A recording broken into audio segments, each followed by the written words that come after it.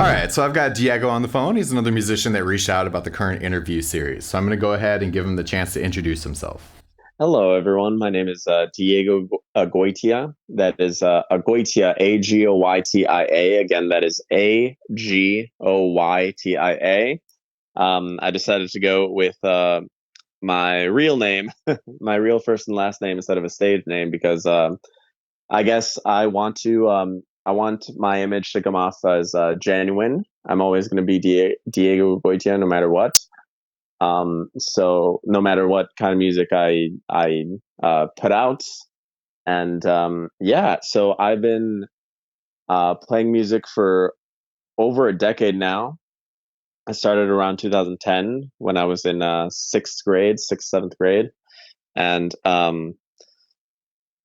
it's been a lot. It's been fun. It's been very fun to say the least. I've been playing a lot of live shows, and I've also been doing a lot of studio, mostly in the past few years, mostly studio, because I took a an audio engineering 4 year degree in Western Michigan University, and I'm based in Brooklyn now. I recently relocated to Brooklyn as of 6 months ago, so I've been playing around open mics, meeting people, trying to network with as many people as possible. Um, and it's been very fun. But most of my experience has been in Michigan, and so far so good. Music industry, and I play. I'm mainly a bassist, but I also play guitar. I play piano, keys. I play drums, not well, but I do play drums, and I sing again, not well, but I do sing, and I sing on all my projects. I've been writing for basically my entire experience in music, but I've only started putting out music starting around 4 years ago with my first LP album, Just a Picture. Then I continued with a second LP album just because I could, and then a third one, Wine Red, and I'm currently working on my fourth one, which will hopefully be released a little later this year. But I'm gonna I'm gonna plan something big for that one, so stay tuned. And yeah, I believe that's a good introduction, don't you think? Excellent. Yes, that was very nice. Very detailed. I like it. So let's kind of go back to the beginning. Give me some detail about how you first found music and what about it inspired you and motivated you to like want to pursue a life in it. Yeah, well, like a lot of people, like most people, music has been around. You don't really remember a life without music. You like some expectant mothers now like have their unborn babies listening to Mozart or Bach or whatever. So I guess there wasn't a set time where I like discovered it. It was just always there, but it was always something in the background. Like how you usually view entertainment. Like movies, you kind of get see a movie you like or TV show. It's kind of like there, and you like, oh, I like that. Like something super casual, but it really hit me as music. It hit me when I was 6 years old, and my dad put on the Live Aid concert video on DVD, and stayed up all night watching it. I saw you know Queen, Brian Adams, U2, all of them, and I kept watching it over and over. I became obsessed with it, and like in class and in school, I would just randomly start singing. And around the same time, I also saw the movie School of Rock, and I was just like dug into that attitude. I wanted to grow my hair out. My parents wouldn't let me, and I was like, why not? And yeah, and I just became like engulfed in that. Like some people call it a music bug. Like just something that's like music is always just playing in my head. Is just always like part of my identity now. It's not just in the background anymore. It's front and center. And so that was the first, little like big bang, like boom into music. And and then I wanted to actually learn how to play the instruments. I wanted to, be on stage. I was a little kid, so I there there's not much you can do other than pretend at that point. And at the time, I lived in Mexico, and in Metepec in Toluca, which is right outside of Mexico City.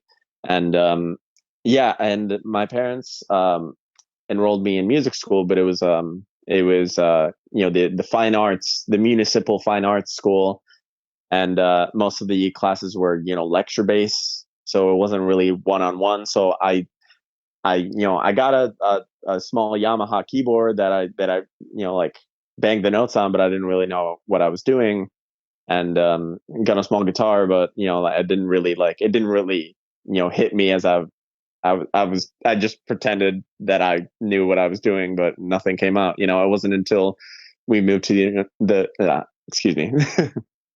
It wasn't until we moved to the United States, that we lived in Rochester, Michigan, that we discovered the School of Rock franchise. Actually, Mm-hmm. yeah. So for those who do not know, School of Rock is actually a franchise now that is um, like after school music schools for K through 12. You go to school, you do your thing, but then after school you go to this place where you take lessons, and you play with other people, and they teach you how to play together as a band. It's really cool. And kind of discovered that, yeah, around 11th grade, and I was like, that is awesome. And around the same time, I bought this, secondhand bass on just a random, um, random music store music box, and it was $100, but it's still like the bass that I have today. It's I see it right now. It's the thing I brought to New York with me, Mm-hmm. along with the clothes on my back, and started playing bass, and then I picked up guitar shortly after, and so it just kind of went from there. I started meeting people. I started learning how to, like connect with, like playing together with other people as a band. And it wasn't long before I decided I wanted to start my own band. Mm-hmm. And that takes us to eighth grade, where I got, how summer '69 goes. Me and some friends Mm-hmm. from school. Yep. Yep. Yeah, had a band, and we tried real hard. And yeah, yeah, exactly. Sure. Yeah, it was literally like my best friends from school. We literally just got together, like, hey, let's do this. And we it was rough at first, because a lot of us didn't know what to do. Hell, I didn't know what to do. But I guess we just wanted to have that experience so bad, wanted to like be in the band, and wanted to make it work so bad, that we kind of like work together to do it, and at the same time, I met more people at School Rock. I got more experience playing, and I just kind of grew doing my own thing and doing the other thing. And then I met my very good friend Evan Miller, and founded the founded my second band at the time, Oh I Am Up Here, where I played bass. I played guitar for the Friends from School band at the time, called uh, Allsip, and it just kind of went from there. Playing covers and meeting people, and and at the time I was very into like pure classic rock, Boston, Queen, Led Zeppelin. I went through a huge Led Zeppelin phase in high school, and it was mostly about about the hard rock, about the like the head banging, and I was able to grow my hair out. I started wearing all black. I was just like engulfed in that culture, and that was just like who I was. definitely. So, you went through a lot of stuff there, and you kind of touched base on the regular types of questions that I ask. So, I won't make you repeat anything. We'll kind of just, come up to where you are. You've expressed that you spent a lot of time working with other musicians, working in other bands to kind of explore what it means to be a musician, and also to learn to play music. Um, where do you think you are now with the projects that you are, and give some detail about what you're currently working on? Yeah, so I pretty much touched on my my high school self. Um, Once I went to college, things completely changed. Not completely, but they changed in many, many ways. I went to Western Michigan, and I was part of the MAT program, which is the basically the audio program, but they also do video and stuff. So I learned how to do a lot of stuff in terms of technology. And there I met, and that program is integrated in the music school. So I met so many musicians of like so many different genres, so many different styles, not just like, you think of a music school at a university, it's, it's like classical musicians, but it's also jazz musicians. There's also, experimental tech music, Mm-hmm. EDM musicians, and everyone just has their own like different vibe going on, which was amazing. And that kind of opened my eyes. So I joined this band at the time called Spectrum, now called Rob Lindsay and his supergroup, which is the leader, Rob Lindsay, which is now one of my best friends. He is a completely out of left field from what I was experiencing in music at the time. He's very inspired by Frank Zappa, so he showed me that world of music that's very you know math rock, avant garde. Like how music can be used to change from point A to point B, and how Mm-hmm. so that kind of like opened my eyes to like jazz rock, I guess. So that's when I wrote my first album, an inspiration of that like change that I was going through. And at the time, I also discovered Foxygen, which was like completely different from what I was used to listening to. They're also a classic rock inspired band, but they like put their own modern twist on it, which is very cool. And so with like I've never stopped writing. Like I'm actively writing with the albums I put out. Like I can see myself growing through through my music.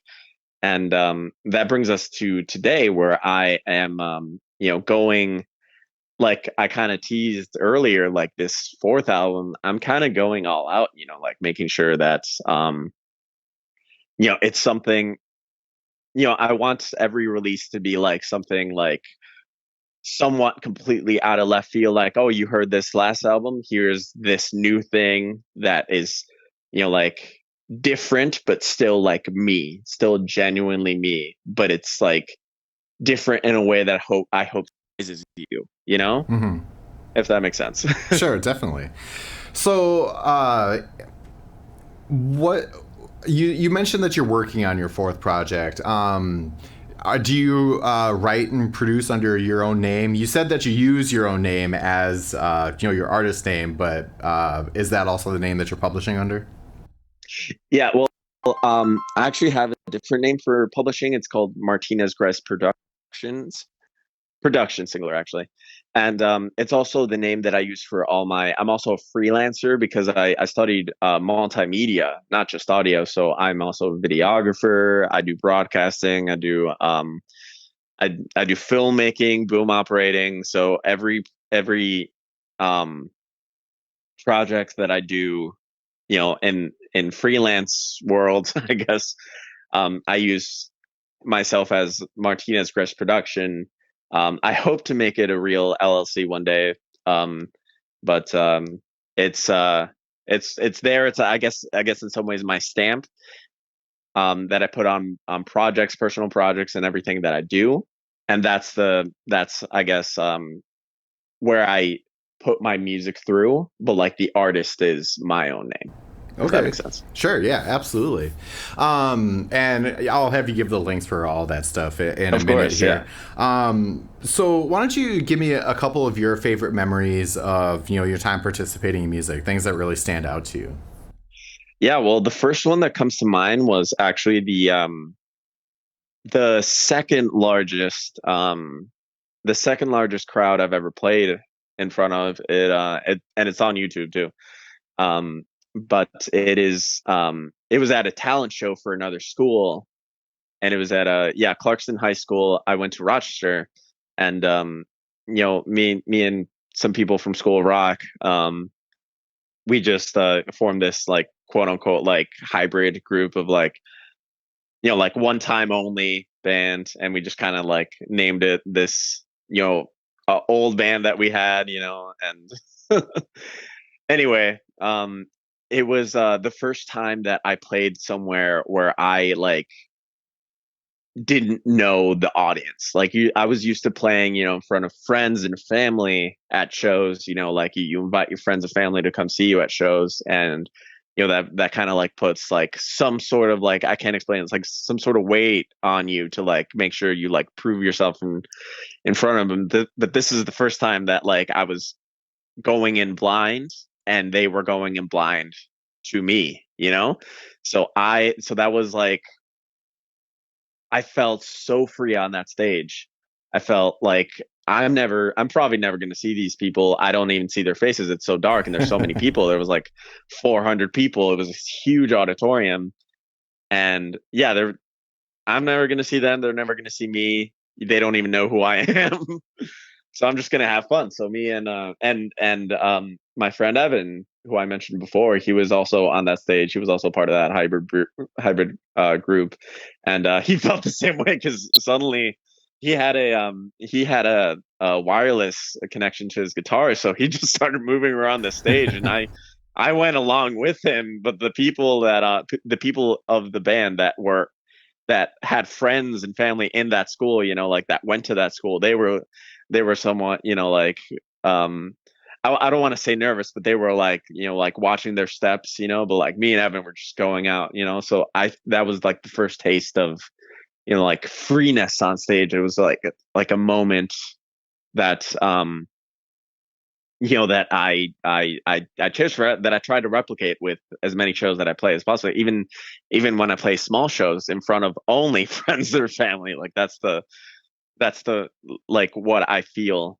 And Sure. I guess another one would would be playing for Creepy Cheapy, which is this thing in Detroit where it's like the Halloween um the Halloween show where um a bunch of Detroit bands um do covers. Like they come as a band, like I went with School of Rock Rochester, the house band for School of Rock, Hmm. and we went as Black Sabbath, and we like switched off with each song. I was on Supernaut, and it was 800, twice the amount of people from last time. It was at Hmm. the Crowfoot, which is the biggest venue in Pontiac and a very historic venue at that.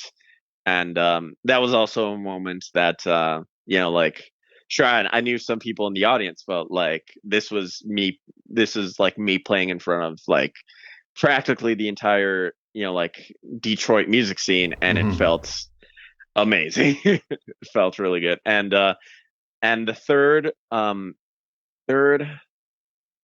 but not least, final but not least, last but not least, sorry, I completely botched that. Last but not least was actually my first and only, actually, first CD release show, album release show on June 1st, 2018, for my first album, Just the Picture.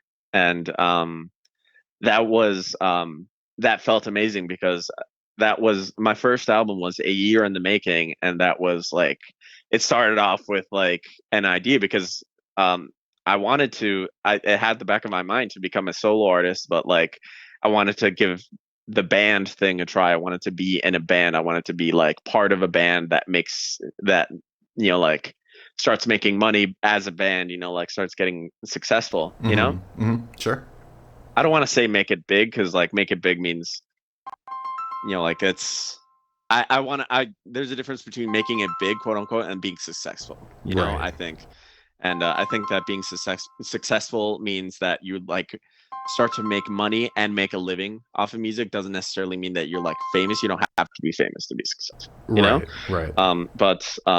But yeah, that's and maybe at first I wanted to like, yeah, I was, you get your like little um ego saying, oh, I'm going to be huge. But in the end, what made me feel good releasing my show, my album, and playing that show for the first time as Diego Agoytia was that I like made that happen by myself. Not by myself. I had a lot of help from a lot of people, that I will thank in a second. But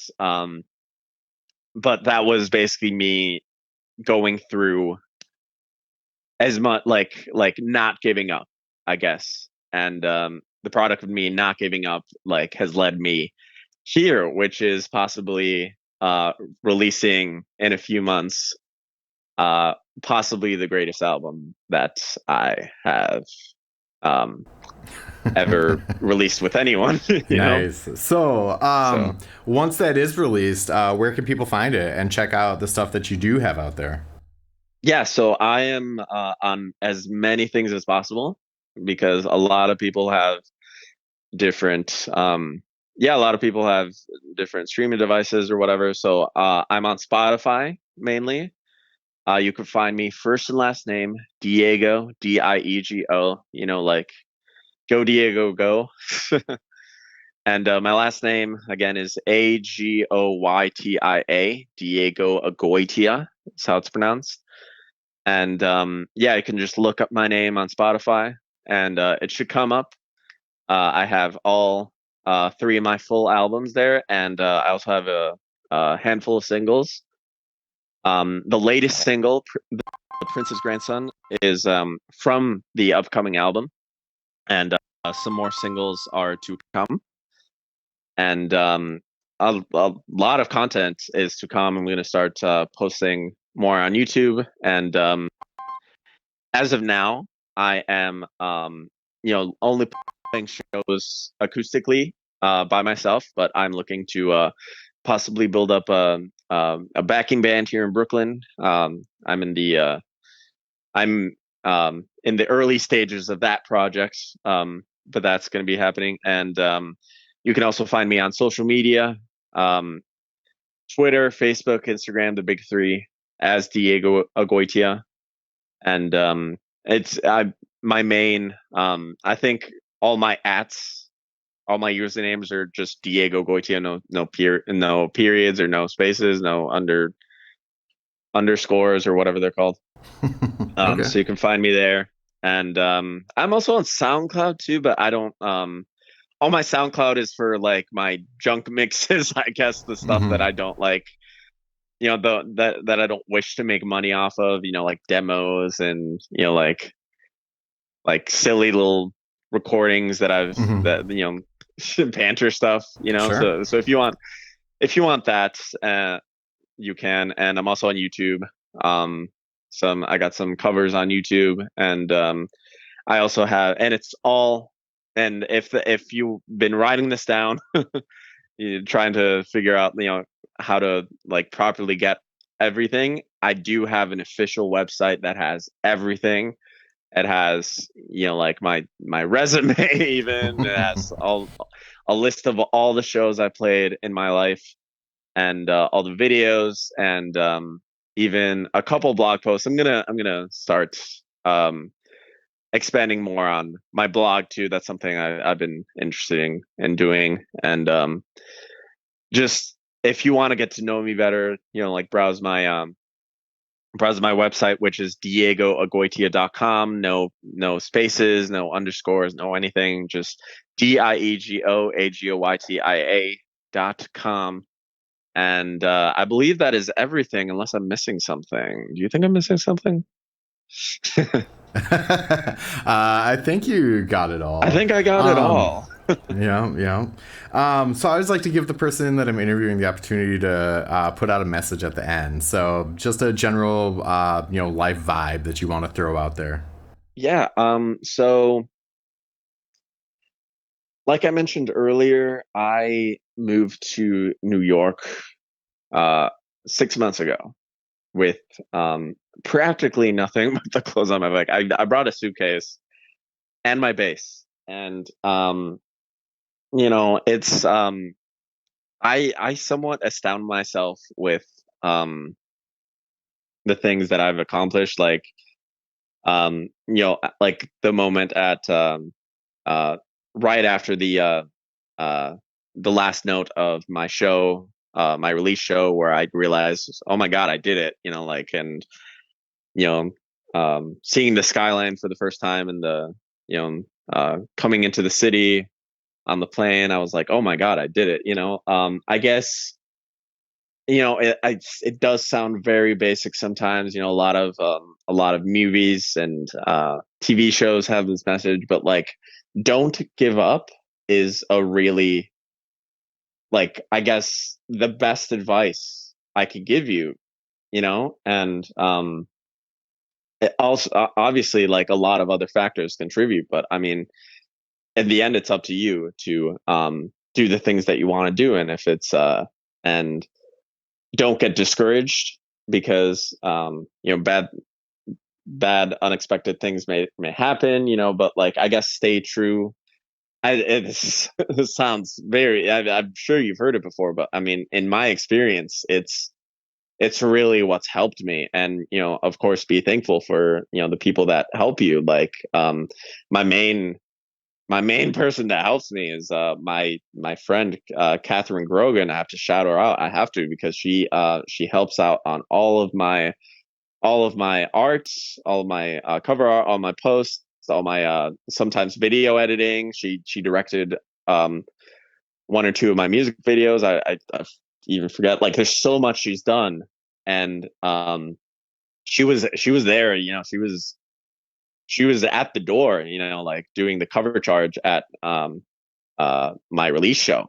And she's just always there. So, like, I guess, like, like, being thankful for the people who, like, do that for you, like, and being there for them, when they're there for you. That's just like, yeah, that's just something that, like, keeps everything going smoothly. And I'm not sure what a good way to end that is, but yeah, I guess keep going. Keep going.